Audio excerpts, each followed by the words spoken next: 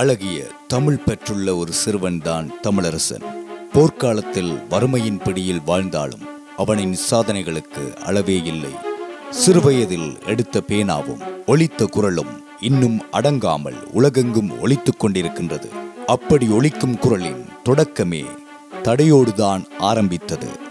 போர் இடைநிறுத்தப்பட்டிருந்த காலப்பகுதி அது.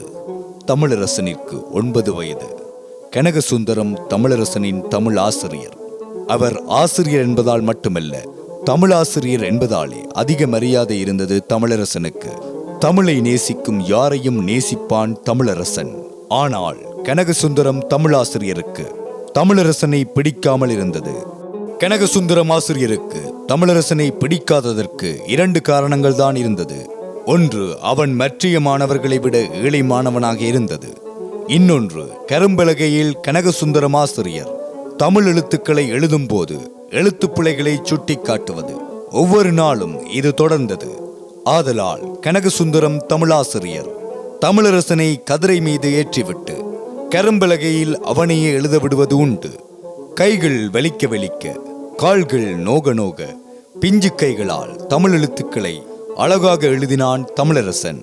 ஒரு நாள் இதனை பார்த்த அதிபர் தமிழரசனை அழைத்து, "அழகாக எழுதுகிறாய் தமிழரசா, உனக்கு கைகள் வலிப்பதில்லையா?" என வினாவினார். அதற்கு தமிழரசன், "தமிழ் மொழி எனது உயிருக்கு நிகர், அதனை நான் எழுதுவதை பெருமையாக நினைக்கின்றேன்" என பெரியவர்களைப் போல பதிலளித்தான். அதனை கேட்ட அதிபர், "நீ உண்மையில் ஞானமிக்க ஒரு மாணவன்" என பாராட்டினார். தமிழாசிரியர் கனகசுந்தரத்தை தவிர ஏனைய ஆசிரியர்கள் யாவரும் தமிழரசன் மீது அளவு கடந்த அன்பு வைத்திருந்தார்கள். இப்படி இருக்க பாடசாலையில் தமிழ் தினப் போட்டி கோலாகலமாக நடைபெற இருந்தது. அன்றைய காலகட்டங்களில் நன்றாக எழுதும் பேசும் திறனுள்ள மாணவர்களை அந்தந்த ஆசிரியர்களே தேர்வு செய்து போட்டிகளில் பங்கு பெற்றச் செய்வார்கள். இந்த போட்டியில் பங்கு பெற்ற தமிழரசன் தயாராக இருந்தார். கவிதை, கட்டுரை, தமிழ் பேச்சு போட்டி என 3லும் பங்கு பெற்ற வேண்டும் என்றது தமிழரசனின் ஆசை. ஆனால் கனகசுந்தரம் ஆசிரியர் இவை 3 போட்டிகளிலும் தமிழரசன் பெயரை குறிப்பிடவில்லை.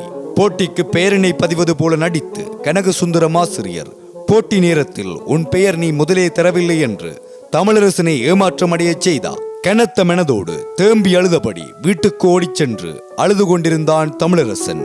தாயார் என்ன ஏது என்று கேட்டார்.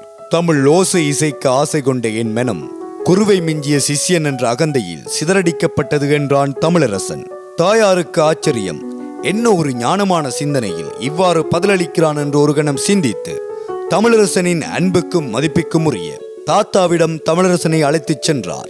தமிழரசனின் தாத்தா தமிழரசனின் தந்தையின் சித்தப்பா. தமிழரசனும் தாத்தாவும் கூட்டாளிகள் போல் இருப்பார்கள். தாத்தா தமிழரசனை கேட்டார், என்னவாயிற்று என்று. அதற்கு தமிழரசன் நடந்ததை சொன்னார்.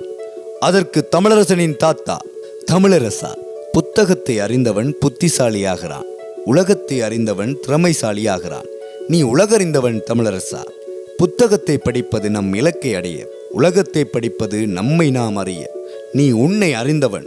வா, நாங்கள் வானொலியில் செய்திகள் கேட்கலாம்" என்று வானொலியை இயக்கினார். அப்போது வானொலி விளம்பரம் ஒன்று. மகாகவி பாரதியாரின் 124வது பிறந்த தினத்தை முன்னிட்டு உலகத் தமிழர் பேரவையால் நடாத்தப்படும் தமிழ் கவிதை மற்றும் கட்டுரை போட்டி. வயதில்லை, 9 வயது முதல் 14 வயது வரை.